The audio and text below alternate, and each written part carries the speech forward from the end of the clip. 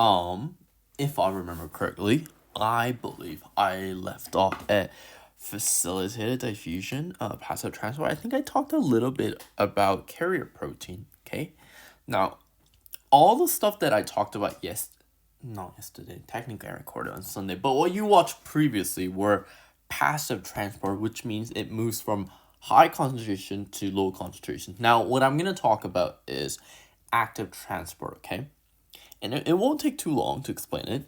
So, where is my notes? Just give me 1 second.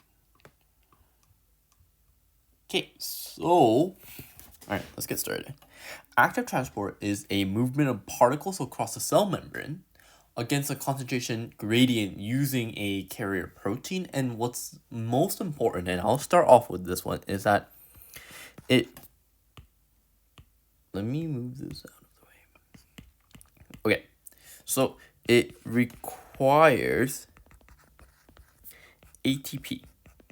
Okay, ATP is adenosine triphosphate. You do not need to know what it stands for.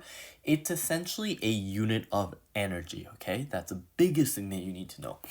Okay, so it's transporting nutrients into the cell. Okay, so that's one thing it does. Okay, or for removing waste out of the cell.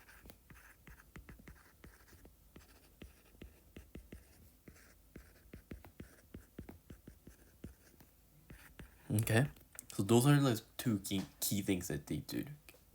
Okay, this is active transport, and I'm gonna write slightly different from the one I did in class.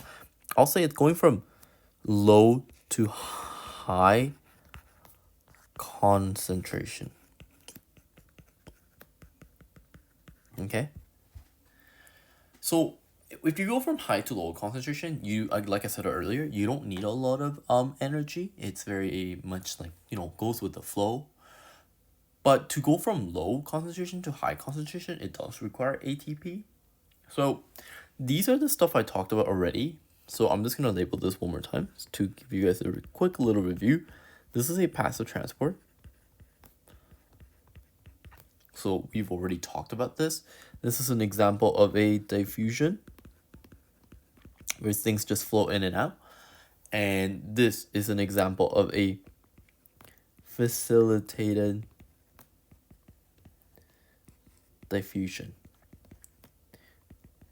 Okay, and now what we're talking about, this is an active transport.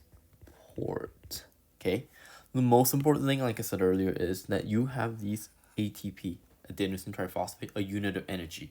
So I already talked about this yesterday, carrier protein. So carrier proteins are the things that, where the large molecules will attach, it will change shape, it physically move the molecules across the membrane. So what it really means is, I'm gonna see if I can draw it. So these big, I'll just say this is green, will attach over here, okay? And for a active transport, I'm just gonna say ATP will bind over here. There's a place where they bind. This is gonna turn, okay? And then it's gonna spit out into here, okay? So for an active transport, you are going from, this would be low concentration and this would be high concentration, okay? Because it goes against the concentration gradient, and that's why we need an input of energy, because we're going against the flow. Now, carrier protein is a weird example. It can be passive or active. The only way you know it's an active transport is if the ATP is included. So I'm just gonna write a little note over here on the left bottom, say it can be passive or active. Okay, so that's the most important thing. It's literally just, does it have an ATP or not? That's the only thing that matters. Okay, so any of the other ones I've talked about, they're passive transport, like I mentioned in the previous video. I do want to explain a little bit more because in class I actually discussed about this and I forgot to write it down for you guys to note. Here's some examples of hypertonic. I think it doesn't really make sense when you just learn this. Hypertonic if you think about when we salt fish or meat to preserve them, okay, this is a supplemental. No, you don't need to actually memorize this. I'm just writing in green because it's extra information that can help you understand. What's happening is the high level of salt will pull the water out of the bacteria to preserve. So when you have an instant amount of salt, your bacteria, so let's say if this thing was bacteria, it will shrink and it will just kill the bacteria, which is why we can preserve meat and fish for a long time. Or example over here for hypotonic is when a lot of water rushes into the red blood cell, it can cause what is called a lysis, which is when cells actually just pop because of a high concentration of water. It just explodes. Isotonic, it was hard to find some examples of it, but if you go to the hospital and get an IV saline shot, apparently I didn't actually know this, but it's 0.9% sodium chloride. So if you don't know what sodium chloride is, it's just salt. It's supposed to be the same level of solute, like the salt level to your body system. So it doesn't disturb your water flow in and out. And I don't think any of you guys wear contact lens, but I do wear contact lens sometimes. So those contact lenses, actually, you don't just put water in it. You have this specific solution that you put it in to perfectly balance it so that when you shove your contact lens into your eyes, it doesn't like disturb any, flows of your eyes. It doesn't make your eyes get irritated. Another example is when you drink sports drink. Okay? So what you're doing is your body, when you work out, while you're sweating, a lot of the salt will leave it, and that's why I really don't know if you guys have tasted your own sweat, but sometimes when you work out or run around a lot, the salt gets into your tongue and you will notice that it's salty. That's why we drink sports drink like Gatorade or not Energizer, that's a battery brand. What's the anyways, Gatorade, let's just say Gatorade. But they have salt and other supplemental things so that it helps you reach the isotonic state again. It helps you go back. So these are some examples. Now, do you need to know the examples I gave you? No, but it will help you study better, okay? Okay, the last part I want to talk about is endocytosis and exocytosis, okay? So these are also examples of an active transport. So I'm just going to label this as an active transport. I'll just write down active over here as well, okay? Now, if you guys remember, I know it's been a while, you guys have been in class, and I hope the drama production is going well. You might remember vesicles. Vesicles are supposed to be like an Uber driver, right? Delivering things. So, endo means that it is entering because it means inside, okay?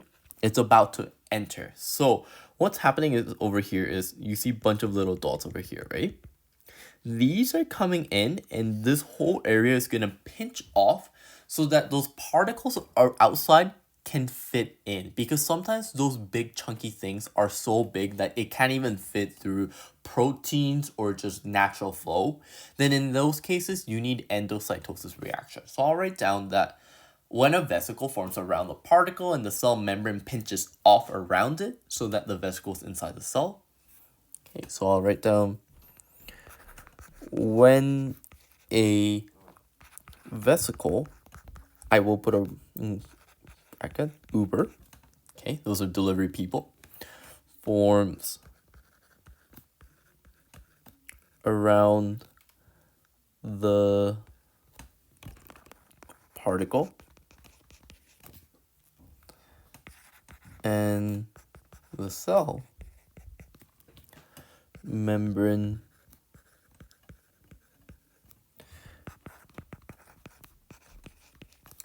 pinches off around it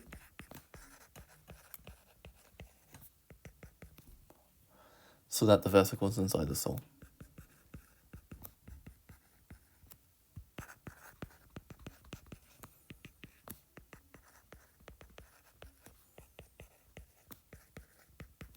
Okay, So this happens to things like very large molecule, larger than ions.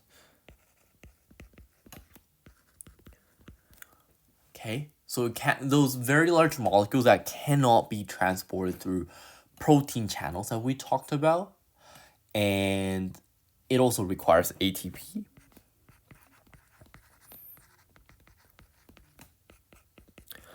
And a great example of this, and I'll also write it in green because obviously you don't need to know this, but it's fun to know, is a COVID-19. So COVID-19, they actually disguise as if they're the good particles or good molecules, and they mimic it, and then they enter your cell by having endocytosis. So then now once these COVID-19 virus is inside of you, it starts replicating at a very fast rate, and it just keeps going and going, and that's when you get infected with COVID-19, and you will start coughing and you can't taste anything, all those awful things. That's actually a lot of how a virus does it. Not every virus will do it, obviously, but COVID-19 is an example. Do you need to know this? No, but it's good to know.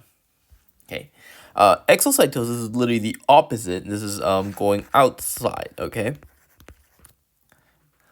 So when a vesicle form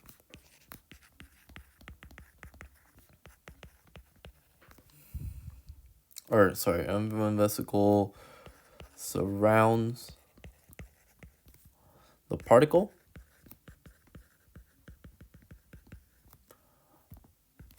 then fuses. In other words, fuses mean it just means it's merging with the membrane.